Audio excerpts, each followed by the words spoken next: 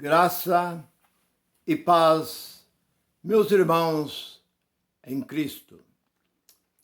Eu sou o Nilson Queiroz, do canal Verdadeira Graça. Talvez você pode discordar de mim, pode não concordar, a maneira pela qual eu estou pregando, a forma pela qual eu estou ensinando. Mas eu te confesso que durante todos os anos que eu estive dentro dos movimentos religiosos, como movimento quadrangular, movimento Assembleia de Deus e outros mais movimentos por aí, eu tinha muita vontade de falar a verdade, mas eu não podia. Eu estava limitado.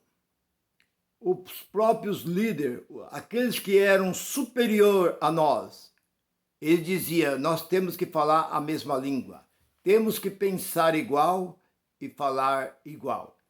É o que você vê no Congresso, no Senado, porque é muito desentendimento, porque eles não falam a mesma língua.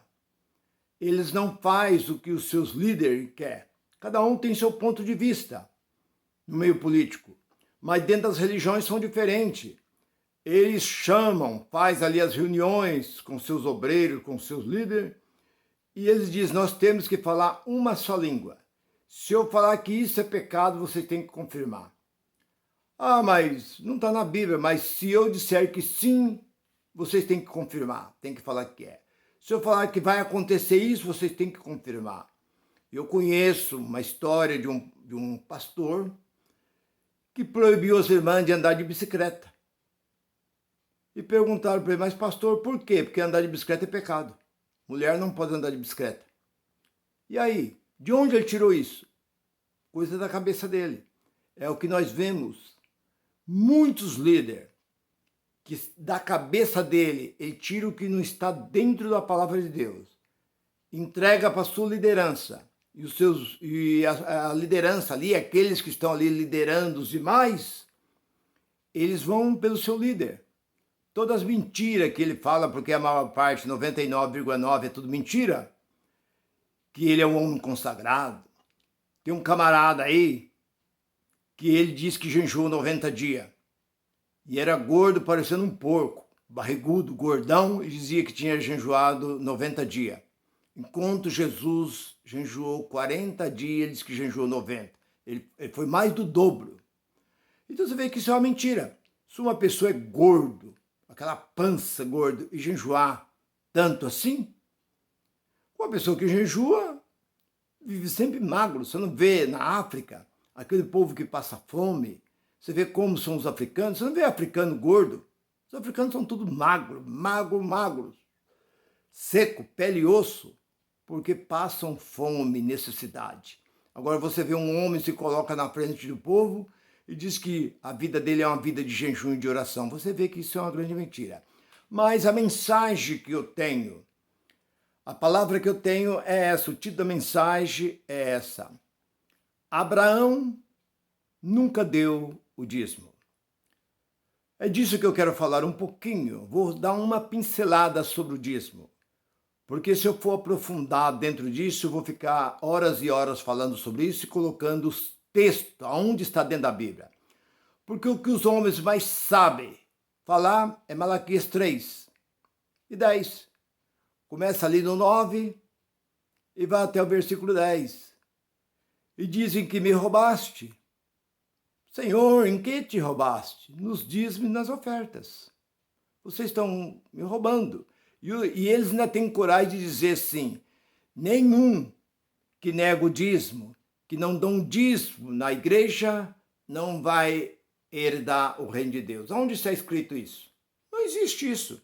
Não vai entrar no reino de Deus. Não vai, não vai herdar a vida eterna. No reino de Deus ele entra. Ele pode até entrar, mas na vida eterna, não. É uma grande mentira, porque o reino de Deus está aqui embaixo, está entre nós. Agora, a vida eterna é a vida após a morte.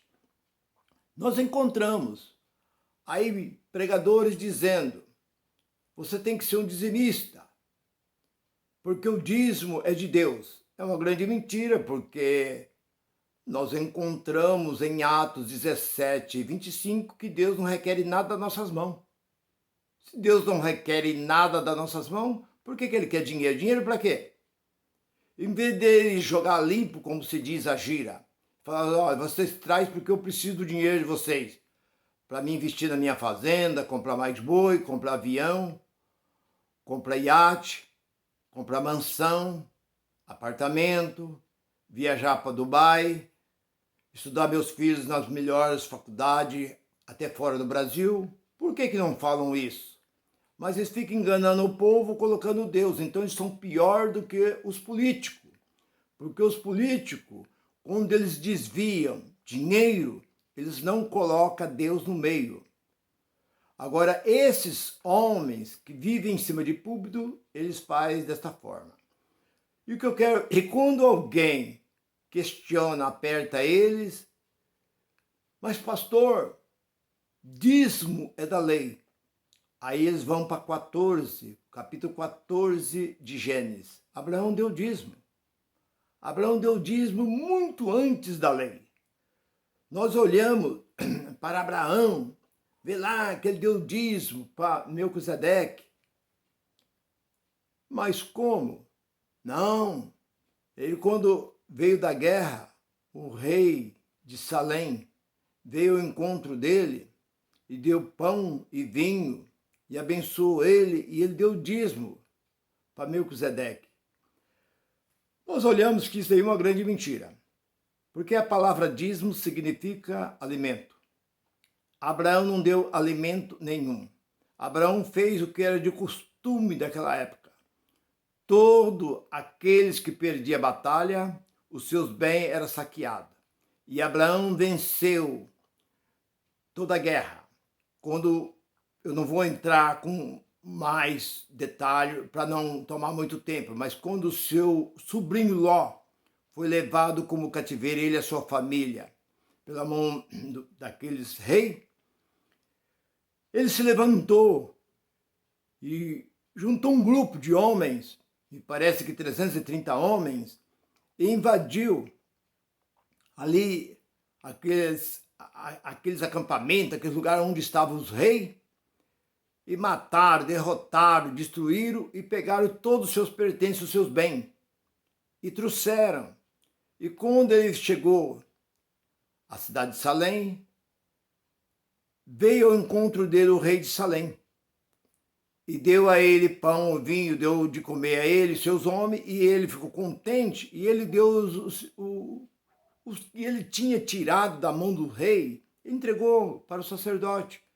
Ali ele entregou os bens, carapuça, escudo, espada, bandeja de ouro, prata, tudo coisa de valor, ele entregou na mão de Melquisedeque.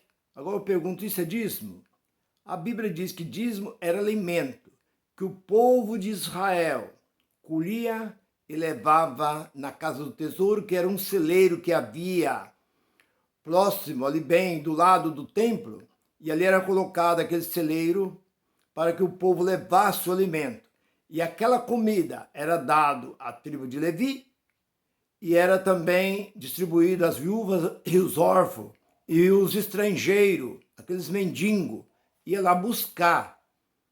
Eles chegavam lá e diziam, eu vim buscar meu dízimo, vim buscar minha parte. O sacerdote pegava aquele alimento e entregava. Acabava, eles voltavam de novo a buscar. Era para alimentar os necessitados. Foi para isso. Mas Abraão nunca deu dízimo. Abraão, ele fez o que as nações faziam. Ele entregou, porque era costume as nações pagar tributo aos seus reis. Então Abraão não tinha como pagar, ele deu o que ele trouxe da guerra, ele entregou para o sacerdote. O sacerdote, o rei de Salém. Foi isto. Mas não existe na história da Bíblia, se você olhar, não existe que Abraão deu dízimo para quem? Se não havia templo nem havia sacerdote. Aí você diz, mas Isaac, a Bíblia nem menciona, Isaac nunca deu nada. Você vai para Jacó, Jacó fez um voto com Deus.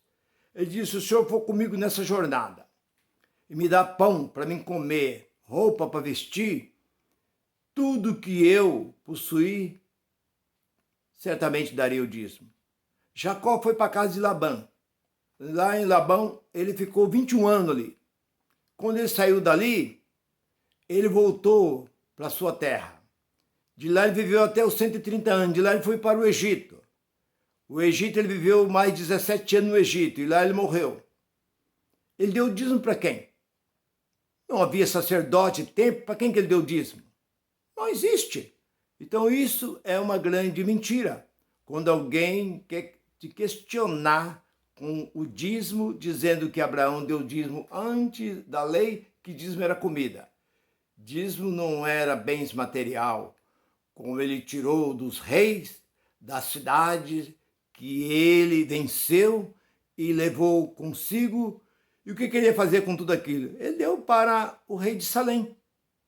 Então, meu irmão, você que está me ouvindo neste momento, saiba que dízimo veio existir quase 700 anos depois de Abraão.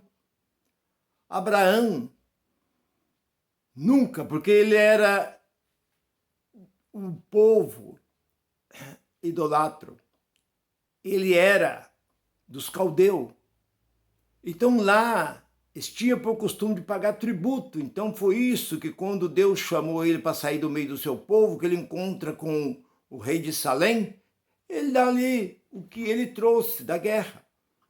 Então você olha para a história de Abraão, Abraão não tem nada a ver com o dízimo. O dízimo veio depois que o povo saiu do Egito. Durante 40 anos eles não deram nada, porque eles não tinham nada para dar. Durante 40 anos eles viveram no deserto.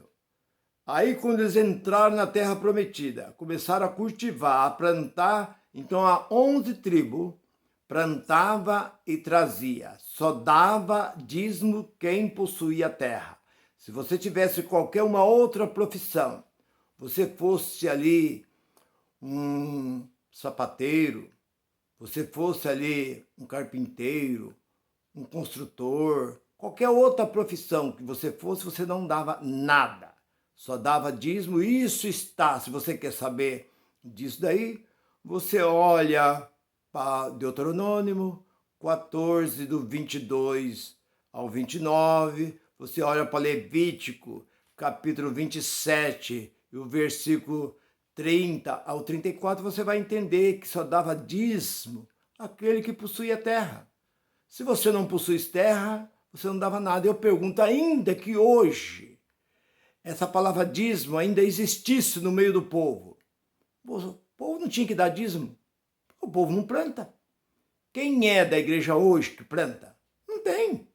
Hoje o povo vive do quê? Vive do comércio, vive das indústrias, vive dos seus próprios negócios de vendas e assim por diante. Não tem mais plantador. O que existe, os plantadores são os grandes empresários que plantam aí milhares e milhares de alqueires. Então não tem. Você não encontra. Por isso que Jesus diz, 23 e 23, ai de vós, fariseus e saduceus. Ele não estava falando com o povo gentil. Ele estava dizendo para aquele povo que dão o dízimo do comim, do endor e do hortelã. O que é isso? Fruto da terra. Ele não está dizendo você que dá o dízimo do seu trabalho. Você pode ver que Eliseu, para finalizar essa mensagem, você vê que Eliseu, quando chegou aquela mulher viúva e perguntou para ela, ela disse, a tua serva não tem nada.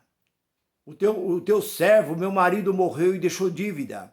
E os credores querem vir e levar os meus 2 filhos como escravo, porque era o costume daquela época. E aí o que acontece? Eliseu diz assim, o que você tem na sua casa? Tua serva não tem praticamente nada, um pouquinho de azeite numa botija, isso basta. Vai aos vizinhos e pede vasos, vasilha emprestada. E ela com seus 2 filhos saiu a pedir. E eles foi dando vasilha e o profeta foi orando e Deus foi multiplicando o azeite. Por fim, acabou todas as vasilhas. Ela diz, homem de Deus, as vasilhas acabou, ninguém mais tem vasilha. Aí o profeta parou de orar e o azeite cessou. Ela diz, homem de Deus, o que eu faço agora? A resposta do homem de Deus seria esta: vende, tira o dízimo e viva do resto. Paga suas contas e viva do resto. Não. A resposta do homem de Deus, Eliseu, foi essa: vende, paga suas contas e vive do resto. Por quê? Não plantava. Então você vê que é uma grande mentira, uma grande enganação. Você está sendo enganado se você é um dizimista. A partir de hoje, pare de dar dízimo e também pare de dar oferta. Porque oferta vem de oferenda. Quando alguém ia visitar um profeta, um sacerdote, um rei, ele levava uma oferta. Você não está visitando ninguém. Então por que você tem que levar oferta? Paulo pedia coleta para dar para as pessoas necessitadas. Coleta é uma coisa, oferta e dízimo é outra coisa. Existiu no meio do judaísmo, mas no meio do povo gentil, porque Romanos capítulo 2, versículo 14, os gentil não têm lei. Então não adianta você pegar e querer questionar e tal, porque, como se diz, aqui comigo tem café no bule. Eu sou aquele, como diz, eu não mato a cobra e mostro o pau, não. Eu mato a cobra e mostro a cobra morta. Porque eu vivi no meio deste povo, 43 anos, eu sei muito bem. E fiz essas tal de teologia, escatologia, bibliologia, genealogia, mestrado. Eu passei por todas essas imundiças e sei muito bem o que é todas essas coisas. Eu falo com conhecimento e com prática. Se você gostou dessa mensagem, curte esta mensagem. E eu estou toda semana colocando novos vídeos para a edificação da nossa vida. Graça e paz e goodbye para todos.